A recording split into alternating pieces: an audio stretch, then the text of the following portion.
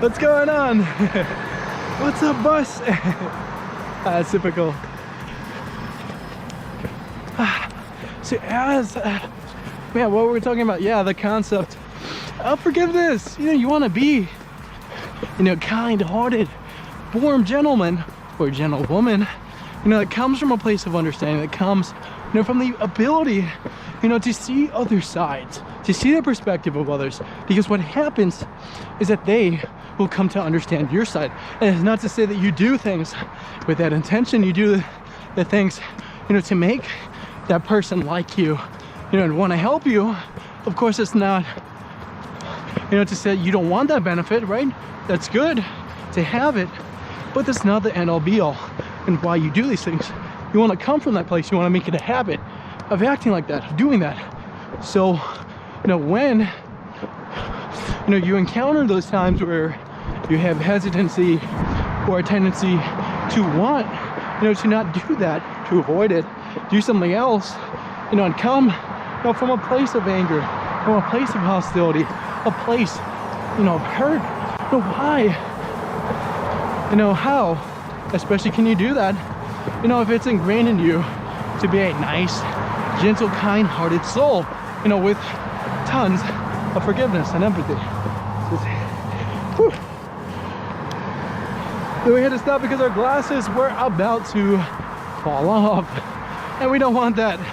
You know, we got a nice, beautiful pair of Oakleys that I owned the time that I was a baseball player, and those things are pretty awesome. And that's not to say that, like, we can simply go out and buy a new pair tomorrow, right? Go out and splurge. But, you know, it won't be the same. It won't be that same pair of Oakleys. It won't have that same sentimental value that we have on them. So that, like, I even said, like, when I put these on, I get a feeling of nostalgia. You know, I feel, you know, like that same powerful kid playing sports and being a jock. You know, throughout my younger years, and I gotta yell because there's a train, choo choo. But, you know, that's good. And of course, there's bad examples of this. You know, examples of like old habits and stupid stuff that you did. Of course, you want to stay away from those, but like you want to stay with the good things. You know, that old, you know, jersey that you wore as a kid. You know, that old set of gym clothes that you know, wore to the gym when you were young and fit and working out. So, what's on? And that brings the idea of sentimental value, right? Because you could sell these pair of Oakleys and they're not even gonna give you the same amount of money that you paid for them, right? They're only worth, these are probably worth like 1/5 of what they used to be. And because they're used, they're old, they're all scratched up, you know, they got spots on them, they're dirty, ew, yucky. And so that person buying them doesn't mean so much to me, right? Because to me, they're probably worth more than when I bought them. No, worth more than when I found them in the store that day, you know, new and in the box. Because, you know, that's when, you know, to the public, to everyone, they were worth the most. They didn't have that sentimental value, right? And that is one thing that can be amazing, right? It can give you a meaning behind the things that you own and everything. But on the downside of that, it can turn you into a, what's the name of that term? I can't think of it right now, but they made a show on it. And, you know, those people are the hoarders. You know, they don't know how to let things go. They don't know how to discard things after they're done with them. And what they end up with is a house full of crap, a house, a shed, whatever you name it. And, you know, it pretty much destroys their life. You know, they need to come onto the show, you know, for help and guidance. And we just got an itch that we really had to scratch. And what happens is, you know, they slowly start to receive these talks from people you know, to essentially put them on the right path, you know, which is, you know, to get rid of their old stuff, to lose that sentimental attachment.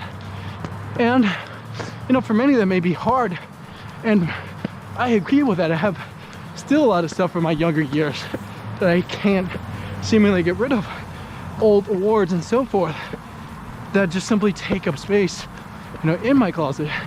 But, you know, one trick that you can apply, you know, simply instead of having these solid figures and solid objects that take up space in your, you know, closets, you know, in rooms and spaces where, you know, you live, you know, you spend all your time in these places.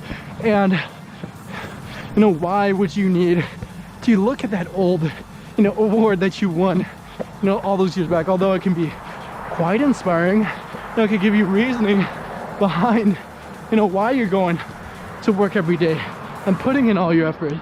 And it's not to say that that's a bad thing, but like, why do you need it there?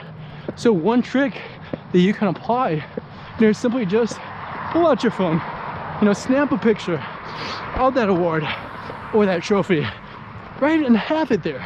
You know, put it as your wallpaper if you have to, and have it simply be a reminder, you know, of what you did if you want it to be like that. You know, although it doesn't have to be physical. I know a lot of us like tangible things, but to us, you scared me. But to many, you know, at least for me, I'm slowly starting to dissociate with those physical objects and items, right? I don't need to have those same awards and trophies, you know, and gifts from old friends that I used to have and enjoy, right? You know, they can only, you know, the joy from those things can only last so long. You know, that same feeling, you know, on Christmas Day when you received those gifts, you know, when, you know, they wrote you, or you were able to read that warm letter from that person, you know, and take in their positive thoughts and all that. Great, right? Put it in your phone, take a picture of that. So, hey, what's up, man? Yeah. And what you can do is like just write what they said in your notes. You know, write down the inspiring things that they told you, and, you know, learn from that. Don't, you know, essentially let it be a burden, because that's what can happen if you, you know, ultimately, you know, keep it around, you know, and it, you know, takes away room for new objects and things and achievements, right? Because that's what you want to keep doing, because you want to keep getting those awards and trophies, right? Not necessarily to physically have them, but, you know, you don't want obstacles in those ways.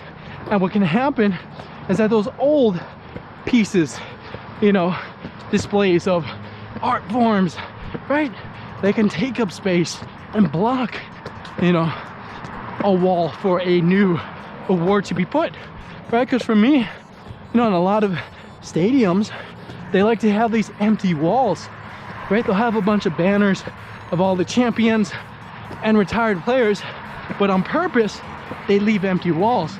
And that serves as a reminder of who's gonna be that next guy or girl or team to accomplish it and to get on that wall, right? Because, you know, that emptiness within of itself is an amazing thing. Because what if all those walls were decorated with champions, right? Although that would look super cool, right? And make your team impress people. But what about the next, you know, guy that was just drafted, right? And coming out of some college, right? Why would he want to just be another championship, you know, on that banner, right? He'll just fade and he doesn't have his own wall, you know, to take up and strive for. So why, you know, would he want to just blend in, right? And that's something, an idea that you want to think about is like, why would you want to blend in with the crowd? No, you want to stick out, right? So like that team that's never won a championship, you and your team will stick out like a sore thumb. If you're the only championship, you know, that city or team has won, people remember that for years. You know, you'll be all on the locker rooms and everything, right? So having that, you know, empty space, you know, a lack of clutter can be amazing.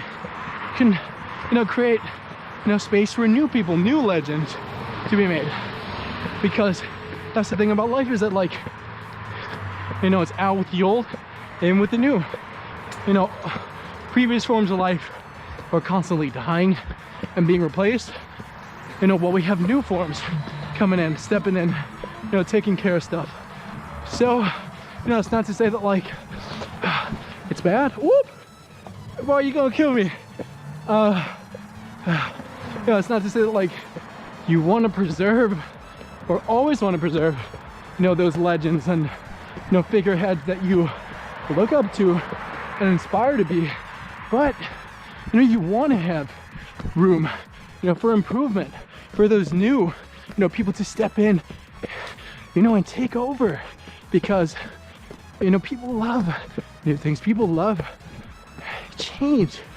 You know, as little as it may be, it could be for the better, it could be for the worse, but change is good. Change is life.